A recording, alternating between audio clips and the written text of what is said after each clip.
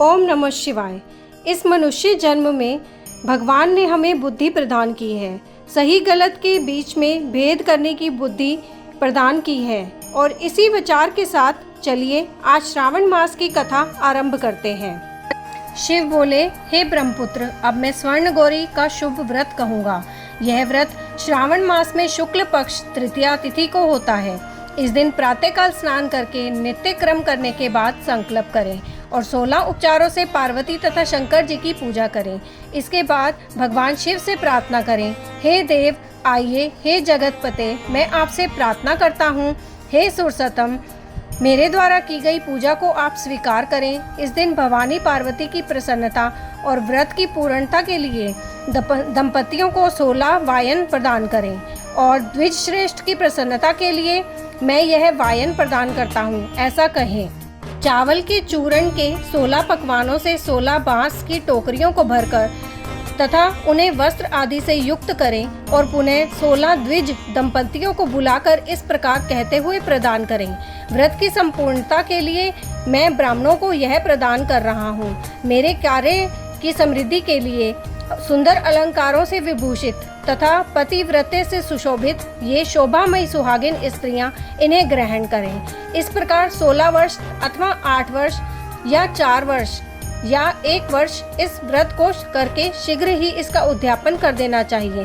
पूजा के अनंतर कथा का श्रवण करके वाचक की विधिवत पूजा करनी चाहिए। सनत कुमार बोले, हे प्रभु, इस व्रत को सर्वप्रथम किसने किया, इसका महात्म्य कैसा है और इसका उद्यापन किस प्रकार करना चाहिए, वह सब आप मुझे बताएं। शिव बोले, हे महाभाग, आपने उत्तम बात पूछी है। अब मैं आपके समक्ष मनुष्यों को सभी संपदाएं प्रदान करने वाले स्वर्ण गौरी नामक व्रत का वर्णन करता हूँ। पूर्व काल में सरस्वती नदी के तट पर सुविला नामक विशाल पुरी थी।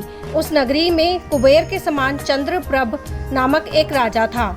उस राजा की रूप लावण्य से संपन्न, सौंदर्य तथा मंद मुस्कान से युक्त और कमल के समान नेत्रों वाली महादेवी और विशाला नामक 2 भार्याएं थीं।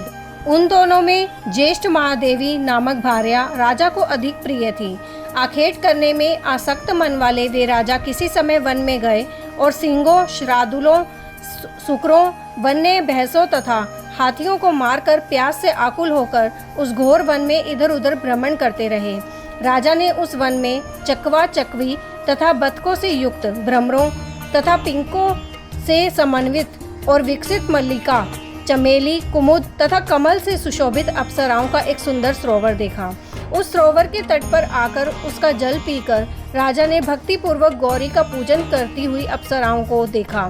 तब कमल के समान नेत्रों वाले राजा ने उनसे पूछा, आप लोग यह क्या कर रही हैं? इस पर उन सब ने कहा, हम लोग स्वर्ण गौरी नामक उत्तम व्रत कर रही हैं।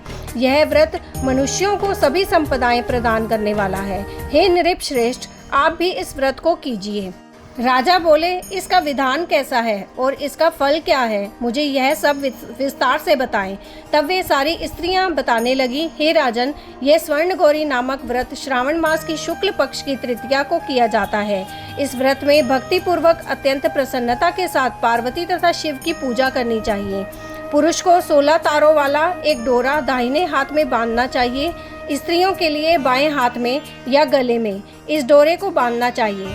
यह सब सुनने के बाद संयत चित्त वाले राजा ने भी उस व्रत को संपन्न करके 16 धागों से युक्त डोरे को अपने दाहिने हाथ में बांध लिया। उन्होंने कहा, हे देव, हे देवेशी, मैं इस डोरे को बांधता हूँ, आप मेरे ऊपर प्रसन्न हो और मेरा कल्याण करें। इस प्रकार देवी का व्रत करके वे अपने घर आ गए। राजा के हाथ में डोरा देखकर ज्येष्ठ रानी महादेवी ने पूछा और सारी बात सुनकर वह राजा के ऊपर अत्यंत कुपित हो उठी। राजा ने कहा, ऐसा मत करो, लेकिन रानी ने उस डोरे को तोड़कर बाहर एक सूखे पेड़ के ऊपर फेंक दिया। उस डोरे के स्पर्श मात्र से वह वृक्ष पल्लवों से युक्त हो गया। उसके बाद उसे देखकर दूसरी रानी भी आश्चर्यचकित हो उठी और उस वृक्ष पर स्थित टूटे हुए डोरे को उसने अपने बाएं हाथ में बांध लिया। उसी समय से उसके व्रत के महात्म्य से वह रानी राजा के लिए अत्यंत प्रिय हो गई। वह ज्येष्ठ रानी व्रत के अपचार के कारण राजा से व्यक्त होकर दुखित हो वन में चली गई। अपने मन में वह भगवती देवी का ध्यान करते हुए मुनियों के पवित्र आश्रम में निवास करने लगी। कहीं कहीं श्रेष्ठ मुनियों के द्वारा यह कहकर आश्रम में रहने से रोक दी जाती थी कि हे पापिन, अपनी इच्छा के अनुसार यहाँ से चली जाओ। इस प्रकार घोर वन में इधर उधर भ्रमण करती हुई वह अत्यंत खिन्न होकर एक स्थान पर बैठ गई। तब उसके ऊपर कृपा करके देवी उसके समक्ष प्रकट हो गई। उन्हें देखकर वह रानी भूमि पर दंडवत प्रणाम करके उनकी स्तुति करने लगी। हे देवी, आपकी जय हो, आपको नमस्कार है।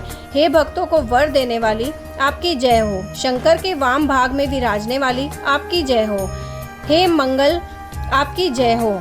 तब देवी की भक्ति के द्वारा वरदान प्राप्त करके और उन गौरी की अर्चना करके उसने जो व्रत किया उसके प्रभाव से रानी के पति उसे घर ले आए। उसके बाद देवी की कृपा से उसकी सभी कामनाएं पूर्ण हो गई। राजा सभी समृद्धियों से संपन्न होकर उन दोनों के साथ पूर्ण रूप से राज्य करने लगे। अंत में राजा ने उन दोनों रानियों सहित शिव पद को प्राप्त किया। जो स्वर्ण गौरी के इस उत्तम व्रत को करता है वह मेरा तथा गौरी का अत्यंत प्रिय होता है और विपुल लक्ष्मी प्राप्त करके तथा भूलोक में शत्रु समूह को पराजित कर शिवजी के विशुद्ध लोक को जाता है। हे सनत कुमार, अब आप दत्तचित्त होकर इस व्रत के उद्यापन की विधि सुनिए। चंद्रमा तथा तारा बल से युक्त शुभ तिथि तथा शुभ वार में एक मंडप बनाकर उसके मध्य में अष्टदल कमल के ऊपर धान्य रखकर उस पर एक कुंभ स्थापित करें। पुनः उसके ऊपर 16 पल प्रमाण का बना हुआ एक तिल पूरित ताम्र में पूर्ण पात्र रखें और उस पर पार्वती शंकर की 2 प्रतिमाएं स्थापित करें। शिवजी की प्रतिमा श्वेत वर्णों के 2 वस्त्रों तथा शुक्ल वर्ण के यज्ञ उपवीत से सुशोभित हो। उसके बाद वेदोक्त मंत्रों से विधि पूर्वक उनकी प्रतिष्ठा करें और भली भांति पूजा करके रात्रि में जागरण करें। इसके अनंतर प्रातःकाल पूजा करने के बाद होम करें। सर्वप्रथम ग्रह होम करके प्रधान होम करें। हवन के लिए यव मिश्रित तिल घृत से पूर्ण रूप से सशक्त होना चाहिए। 1000 तथा 100 आहुति डालनी चाहिए। उसके बाद वस्त्र अलंकार तथा गौ के द्वारा आचार्य की पूजा करनी चाहिए और वायन प्रदान करना चाहिए। इसके बाद ब्राह्मणों को भोजन कराना चाहिए, साथ ही 16 दंपतियों को भी भोजन कराना चाहिए। अपने द्रव्य सामर्थ्य के अनुसार उन्हें भूयसी दक्षिणा देनी चाहिए। अंत में हर्ष उल्लास से युक्त होकर बंधुजनों के साथ स्वयं भोजन करना चाहिए। इस प्रकार श्री स्कंद पुराण के अंतर्गत ईश्वर सनत कुमार संवाद में श्रावण मास महात्म्य में तृतीया में स्वर्ण गौरी व्रत कथन नामक 12वां अध्याय पूर्ण हुआ। यहीं ये कथा समाप्त होती है। आगे की और कथा सुनने के लिए आपके अपने चैनल एस्ट्रो नॉलेज को सब्सक्राइब कर लीजिए ताकि आने वाली वीडियोस के नोटिफिकेशन आपको मिल सकें। ओम नमः शिवाय।